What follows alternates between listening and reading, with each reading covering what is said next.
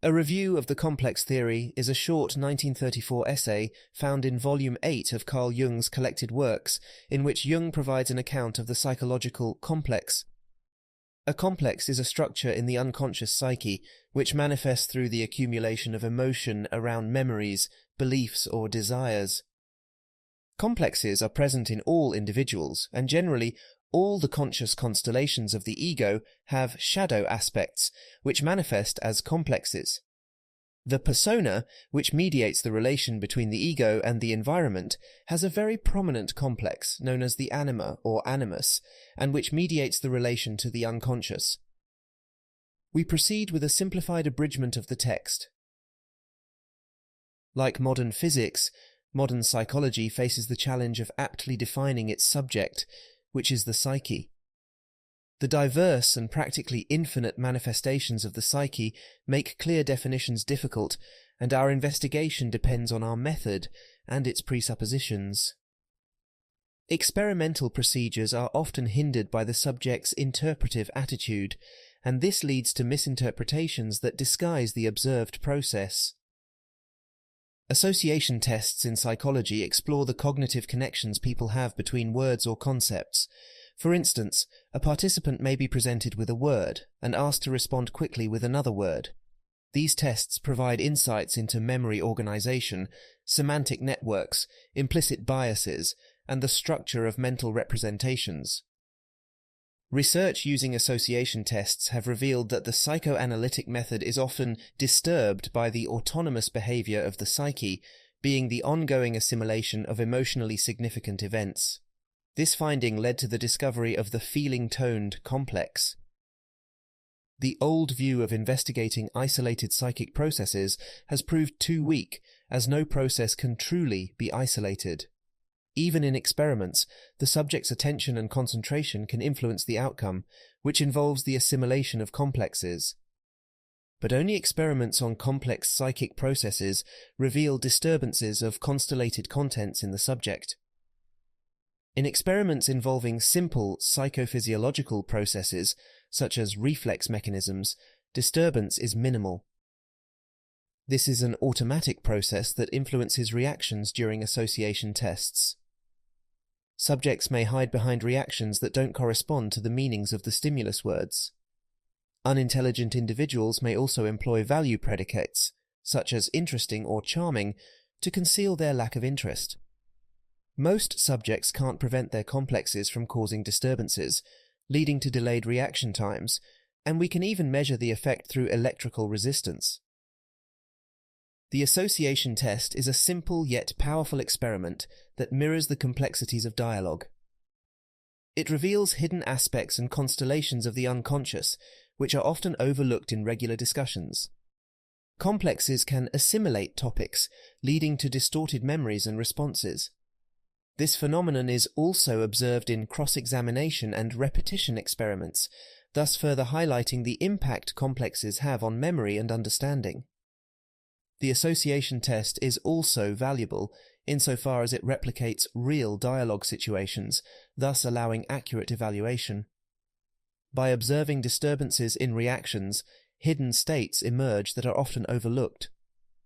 These processes are also present in everyday conversations, where constellated complexes alter our intentions and lead to gaps in our memory. Complexes challenge the idea of a unified consciousness and the dominance of the will. Complexes can influence us, disrupting our entire consciousness. The energy of a complex can exceed that of our conscious intentions, leading to compulsive thinking and behavior. A feeling-toned complex is an emotionally charged image, which is incompatible with our usual consciousness. It possesses its own coherence and autonomy, behaving like an animated foreign body in our minds. Complexes can be suppressed, but they cannot be reasoned out of existence, and will eventually reappear with their original strength. Psychopathologists have found that consciousness can be highly dissociable, with fragments of personality having their own character and memory. These fragmented personalities exist independently and share essential features with complexes. However, whether complexes truly have their own consciousness still remains to be answered. Yet, complexes exhibit remarkable autonomy, resembling impish beings that have splintered from our psyche through emotional shocks or moral conflicts. Unconsciousness of these complexes grants them greater freedom and power, and identifying with a complex results in momentary changes in personality.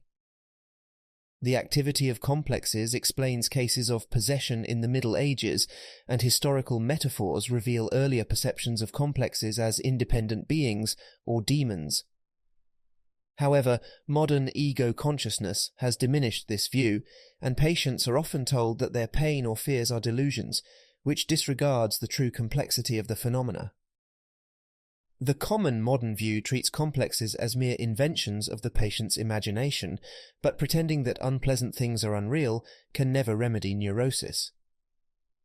Complexes assert themselves in consciousness, and can even surpass the strength of the ego, leading to a dissociation of personality.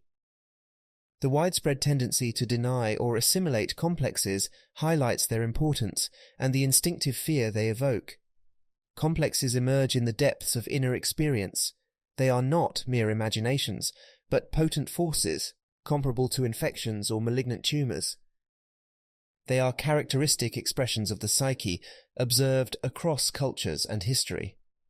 Ancient literary records, such as the Gilgamesh epic and the Book of Tobit, bear witness to their significance and influence, and the universal belief in spirits reflects the complexity of the unconscious mind. Complexes are the living units of the unconscious psyche. Our intuitive fear of complexes pushes us away from exploring the unconscious, and it was Freud's examination of these dark places that led to the real discovery of the unconscious in psychology. But Freud's theory focused on incompatible tendencies that are repressed for moral reasons, neglecting philosophical considerations and previous ideas on the unconscious by philosophers like Leibniz, Kant, and Schelling. He based his theory on his experiences investigating complexes through dialogue, and the complexes of both participants naturally influence the dialogue, which limits the objectivity of psychological observations. Modern psychology's investigation of complexes has triggered emotional debates and controversies, and many people now view complexes as unpleasant and abnormal, resisting the idea that they are normal phenomena of life. Fear and resistance act as signposts on the path to the unconscious, and the exploration of incompatible tendencies is just the beginning. Much of the unconscious remains unexplored. Freud's works faced strong public opposition and accusations of dogmatism. Psychological exploration of complexes touches the core of human experience, which is spiritual, but also non-rational. Complexes affect the freedom of the ego, and delving into them naturally stirs public reactions. Complexes are remnants of the primitive or primordial mind, which dominated at a time where dissociability and the belief in multiple spirits were common. Autonomous complexes are likely a normal part of life and are important elements of the unconscious psyche. Identifying their existence is purely the first step, and in the future we must learn their consequences for philosophy, morality, and psychotherapy. And that brings us to the end of this short essay. More videos on essays from this volume of Jung's collected works can be found in the playlist shown now, and if you'd like to be notified of further videos on Jung's analytical psychology, please be sure to subscribe to the channel with notifications on. You can aid the growth of this channel by liking and commenting, or by visiting one of the links in the description. I look forward to seeing you again next time, and I hope that you have a good day.